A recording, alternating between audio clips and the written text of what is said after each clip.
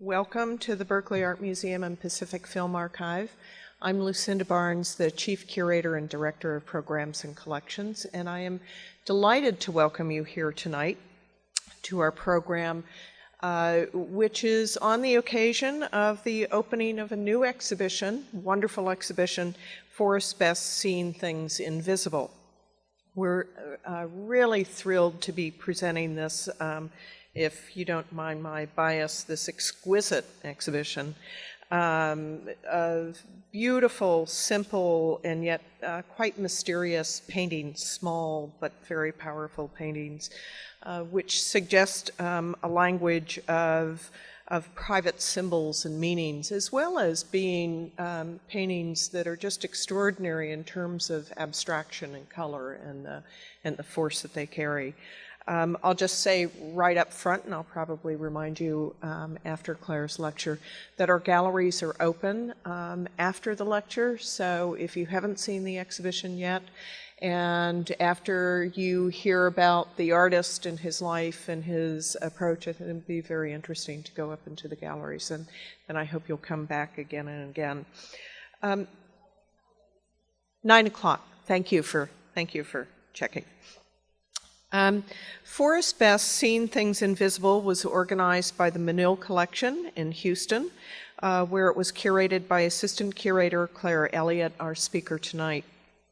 After opening at the Menil last year, the exhibition traveled to the Hammer Museum at UCLA in Los Angeles, and then to the Neuberger Museum in Purchase, New York. And here it is in Berkeley. And this is the final venue of this exhibition tour, and we're really thrilled to participate in that tour.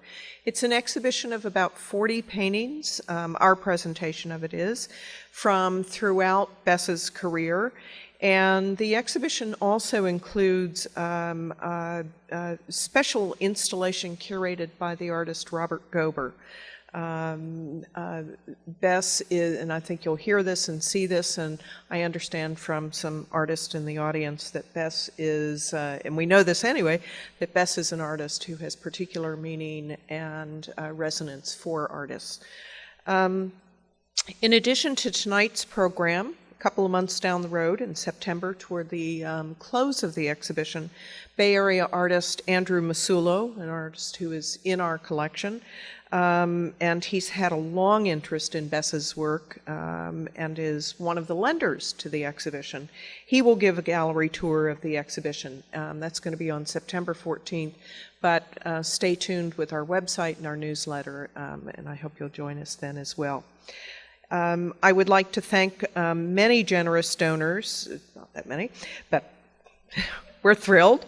It's not a long list, don't worry. I'd like to thank generous donors who have made the Berkeley presentation possible. Please allow me to name them and recognize them. Rena Branston, Kate and Adam Clammer, Patricia W. Fitzpatrick, Beth Rudin DeWoody and the May and Samuel Rudin Family Foundation, Charles Kramer, Takoa and Tom Bruce, the Robert Lehman Foundation, Laura and David Perry, Andrew Teufel, Kathy and Tom Meadowcroft, and Gallery Paula Anglem. And if we were in Houston, we would be listing a lot of your donors as well. We'll just stick with ours on this one, but we're really very quite grateful for their generous and I should say enthusiastic support. Clare Elliott is assistant curator at the Menil, where she has been for just over 10 years. And there she has curated really quite a number and wide variety of exhibitions, including a couple of recent projects focusing on René Magritte. Those of you who know the Menil Collection know there's some quite wonderful works of art to deal with from the collection, and Claire's been doing a number of projects related to the collection. Also, she's done projects focusing on Walter de Maria and Dan Flavin. Claire received her BA in Art History and Economics from the University of Texas and her MA in the History of Art at Williams College. And as I said, she's the curator of the exhibition and the main author of the book, a really beautiful book that's available in our bookstore, And with that, I'd like to welcome and introduce Clare Elliott this evening. Thank you, Lucinda, and thank you, Amy, also for setting this all up. Welcome. I wanted to use this evening to introduce you to an artist that I'm sure is probably pretty obscure. The broadest description of Forrest Bess is that he was an abstract painter who also wanted and tried to unite the male and the female within his own body. Why did he do this? How does it relate to his paintings? I'll take the questions in the order of the title. I'll tell you a little bit more about Bess's biography, his painting and how it fits into the art world of his time. And finally, I'll tackle the thesis, the philosophy, and I'll tell you a little bit about how, where he found the support for his unusual theories. Never able to support himself as an artist, Forrest Bess earned his living for the majority of his working life by crabbing, fishing, and selling bait from a peninsula in what was known locally as the Chincopin Bayou, located off the coast of the Gulf of Mexico. The amount of money that Bess earned in this manner has been described universally as meager. He lived and worked some 24 miles from where he was born in 1911, Bay City, Texas, a town of approximately 20,000 people today, and even smaller when Bess was alive. The Bess family used this remote property as a fishing camp. Forrest paid the rent in the form of seafood, exchanging part of his catch each month for the right to use the land. Although his family moved around a bit when he was a small child, they returned to Bay City, where he attended high school.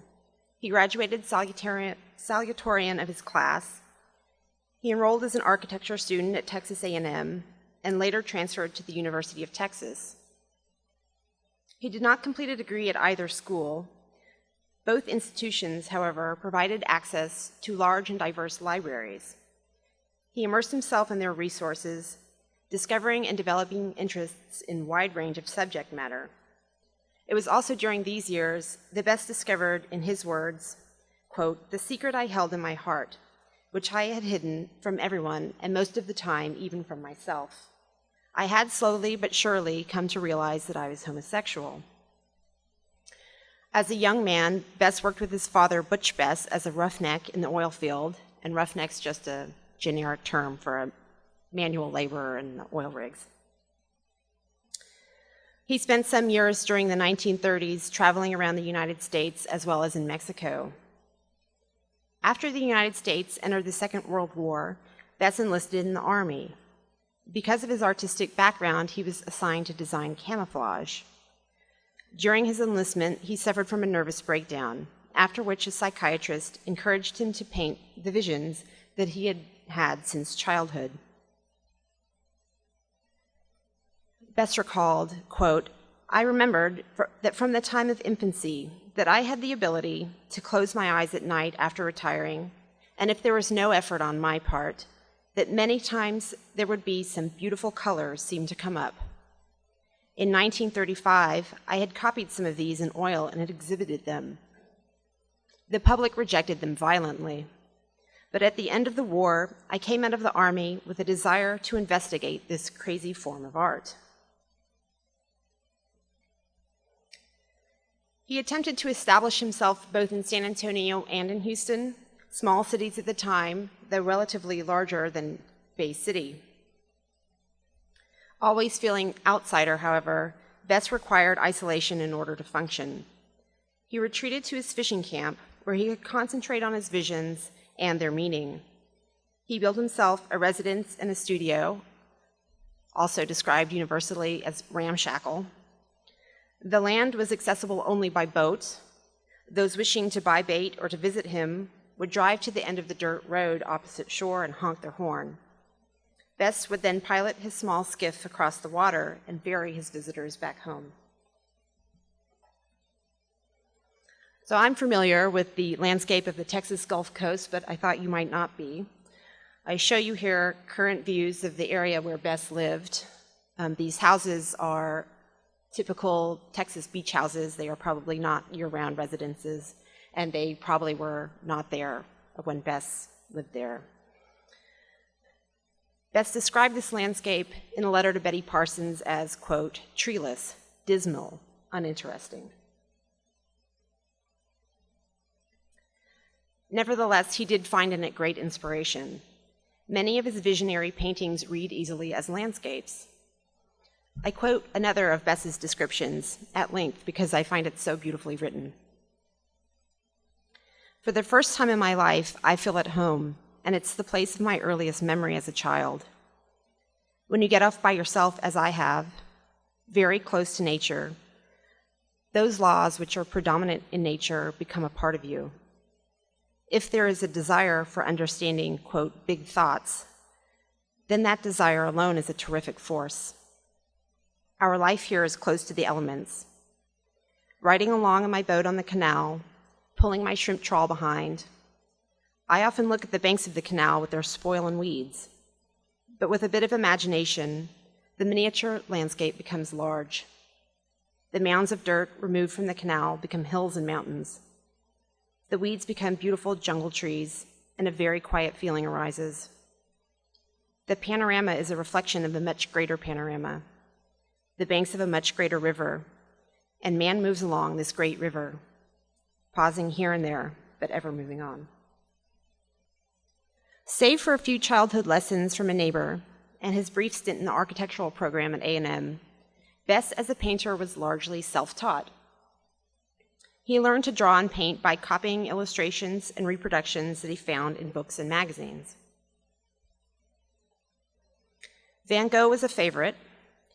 Bess paid homage to the pious Dutch painter, both in his early naturalistic works and in a later visionary painting. And I have to think that Bess identified with Van Gogh on many levels.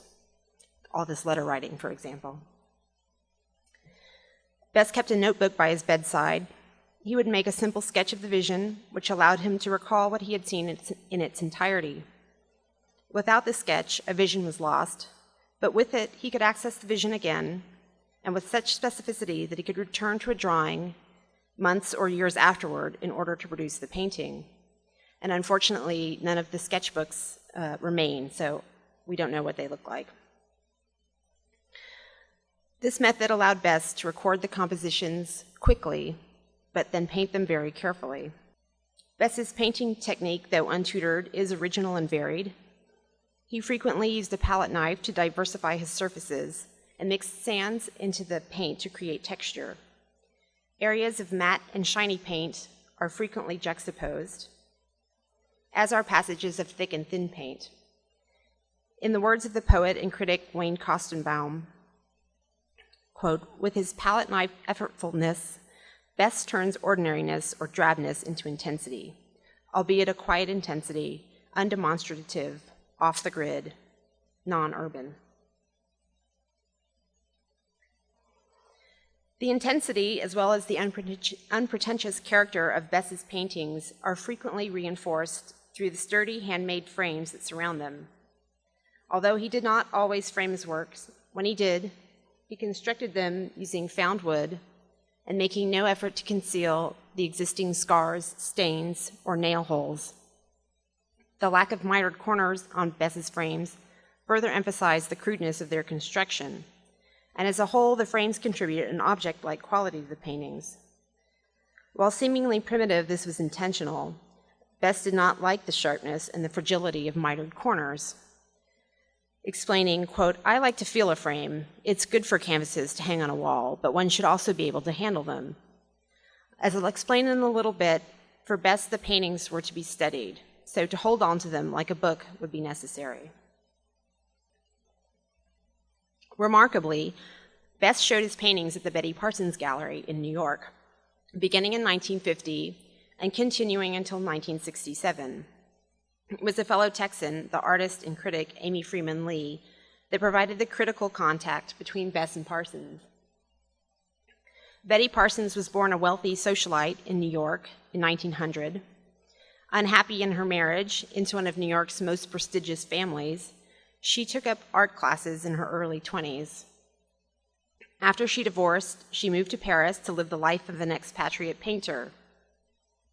The stock market crash of 1929 destroyed both her inherited and her married fortunes, and Parsons returned to the United States in 1933.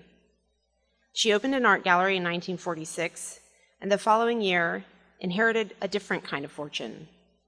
When Peggy Guggenheim closed her Art of the Century gallery and returned to Europe, the most avant-garde artists of her that she represented chose Parsons as their new dealer: Mark Rothko, Jackson Pollock, Clifford Still, and Barnett Newman.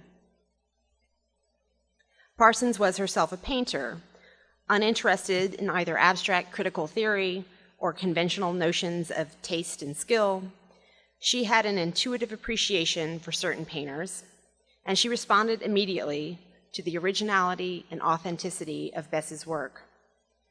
Perhaps because she was herself queer, she tolerated Bess's strange ideas and rambling correspondence, responding to his many letters in a friendly but non-committal manner. Comparing Bess's work with that of the others in Parsons' stable, it is easy to understand why she would have agreed to represent this eccentric Texas fisherman. The formal qualities of painterly expressiveness and biomorphic abstraction were the lingua franca of this group. Stylistically, it's not hard to draw a comparison between Bess's paintings and those of Pollock or Rothko in the 1940s, or an early Barnett Newman.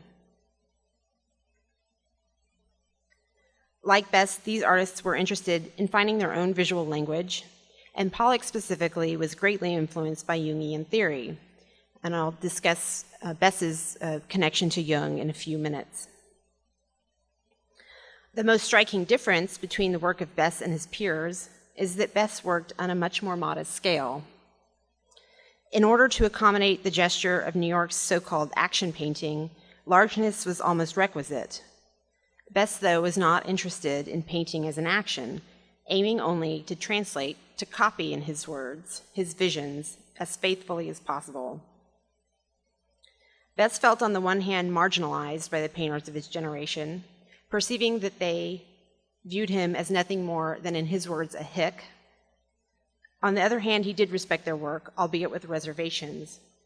He felt they were elaborating the vision rather than copying it with fidelity, and thus obscuring the symbolism. He wrote, quote, "I felt nothing in common with her great boys, Pollock, Rothko, Stamus, etc. To me, like Clay, they had an original vision, but were now doing dissertations of the original visions. That did not discredit the beauty of the initial impetus, however. From all indications, they were all achieving their own way of saying something."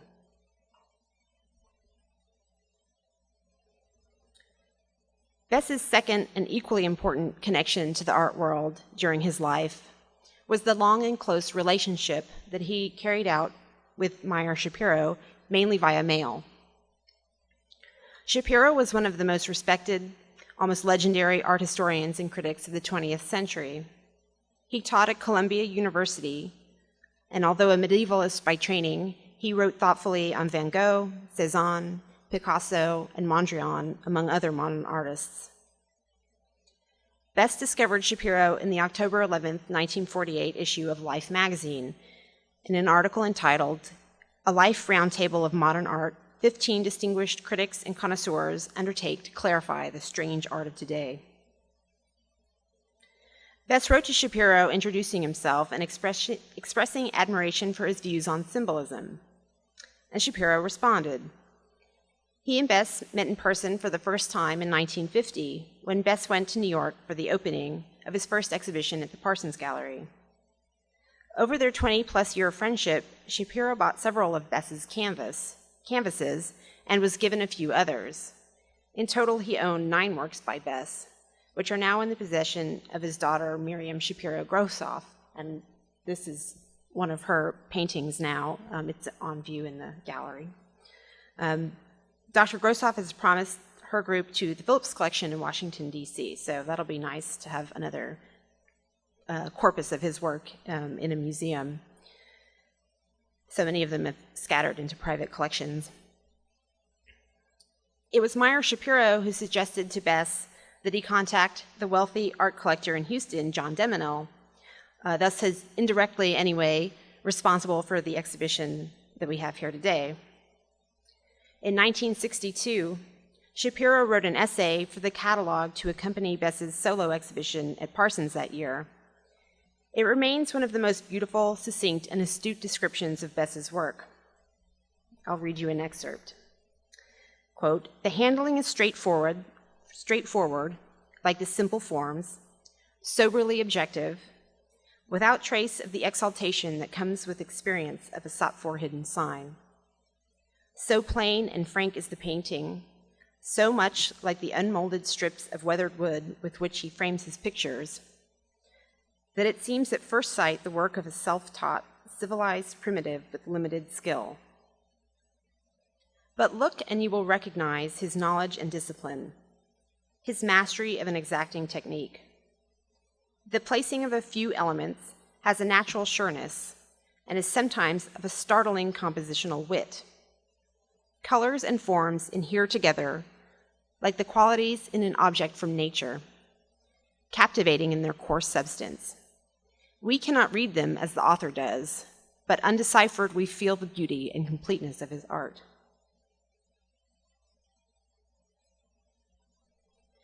Like many artists, particularly perhaps abstract painters, Forrest Bess struggled against the fear that his work was essentially decorative and therefore meaningless. Much of his time was dedicated to finding meaning in his paintings, leading to a large and diverse pool of sources. Bess was also frightened that his visions were an indication of madness. Foremost among his references were the writings of Carl Gustav Jung, the Swiss theoretical psychiatrist and psychoanalyst. According to his letters, Bess discovered Jung in 1946, the very year that he dedicated himself to painting his visions. In a 1952 letter to Dominique de Menil, Bess explained, "I never knew there was a clue to the understanding of my symbols until I ran across Jung accidentally. Not only have I found meaning in my work, but I have been given another dimension.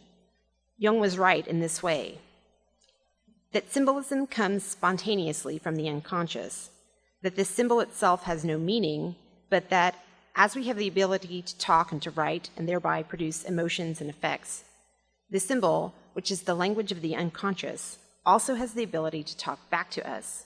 And later in the same letter, Jung said that the symbol contained some ancient sorcery. I show you here Untitled 11A. According to Bess's letter, he sent a version of this painting to Jung, although apparently it got lost, and he had to repaint it from the sketch.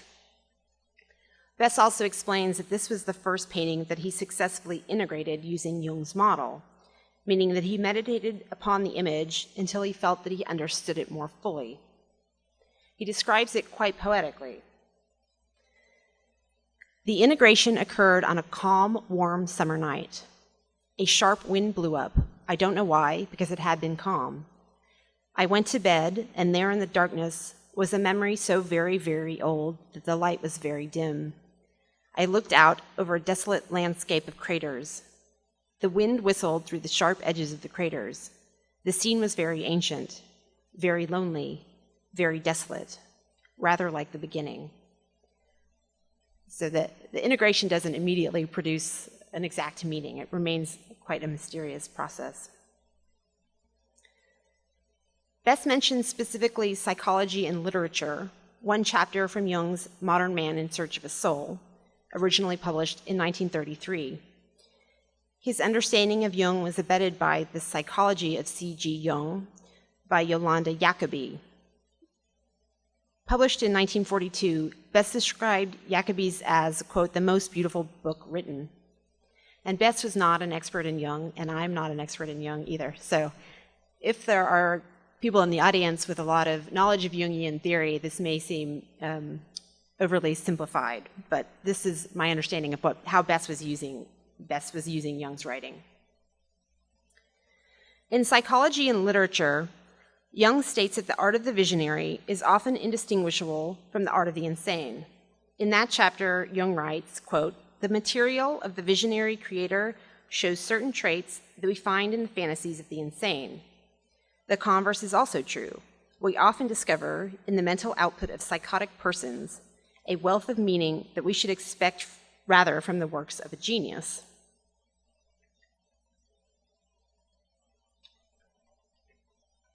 Jung, who experienced visions himself, goes on to write, quote, "We cannot doubt that the vision is a genuine primordial experience, regardless of what reason-mongers may say.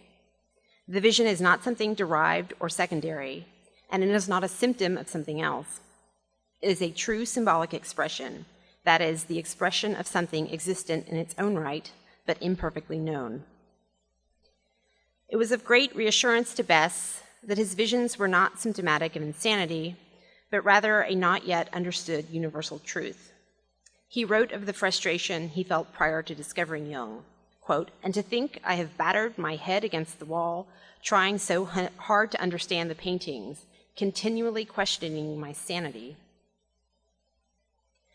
Bess reached out to Jung, writing him several times, explaining and updating his theories, and even sending him this painting. Jung finally replied, writing, quote, "What you have found is not unique. It has been found possibly once a century from the beginning of time. It invariably leaves the individual with the feeling that he has made the great discovery, but let us return to the safe basis of facts." Despite the ambivalence of this response, Bess treasured it, using it as an indication that he had made a legitimate discovery. He was known to keep the letter in his pocket and to produce it as evidence of the same. It was through Jung that Bess discovered another formative subject matter, alchemy. In a letter to Meyer Shapiro, Bess cut out and pasted the following paragraph from Jung's Psychology and Alchemy, a passage which resonates firmly with Bess's own situation. Jung writes, "Alchemists are, in fact, decided solitaries. Each has his say in his own way. Each worked in the laboratory for himself and suffered from loneliness. This science of theirs is given only to the few, and none understands it unless God or a master has opened his understanding." First published in 1952, Psychology and Alchemy is a study in which Jung draws an analogy between alchemy, Christianity, and psychological symbolism. Jung analyzes the dual nature of alchemy, comprising as it did both the chemical process and a parallel mystical component. He relates that the alchemists did not draw a distinction between these two elements. In a pre-scientific age, the purification of base metal into gold was part and parcel of the process by which the soul would be transformed from a vulgar to a more pure state. Jung drew an analogy between the alchemists' experiments and the aims and methods of psychoanalysis. Jung also argues the symbols developed by the alchemists occur in the universal unconsciousness as part of the reservoir of mythological images drawn upon by the individual in their dream states. Jung's book was lavishly illustrated with diagrams and drawings from alchemy and other mythological sources, including Christianity and Eastern religions. The format of the book, I feel, may well have inspired Bess's own thesis, which he likewise embellished with sketches, photographs, and illustrations he found and cut out of books that he owned. These are 2 pages from a letter to Meyer Shapiro. The thesis is lost, but we assume that it looked very much like his letters explaining the thesis.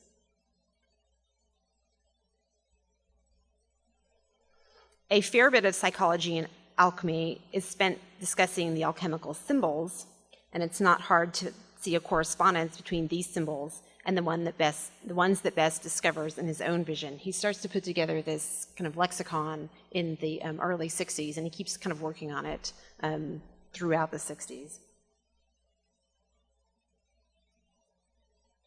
The alchemists believed the world to be controlled by pairs of opposing forces, sun and moon, wet and dry, hot and cold, etc., male and female, etc.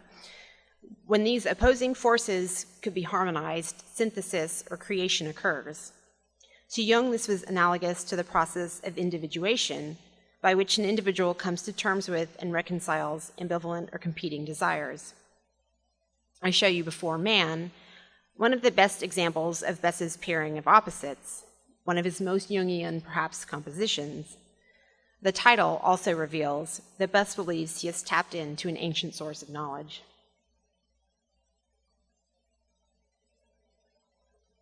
For the alchemists, the hermaphrodite is the symbol for the union of opposites. For Bess, the hermaphroditic state literally achieved was the solution, on the one hand, to a problem that had vexed him since childhood: how to resolve his sexuality and his interest in art and literature, which he viewed as effeminate, with his outwardly masculine appearance and interests. He describes this problem several times in the following sorts of language.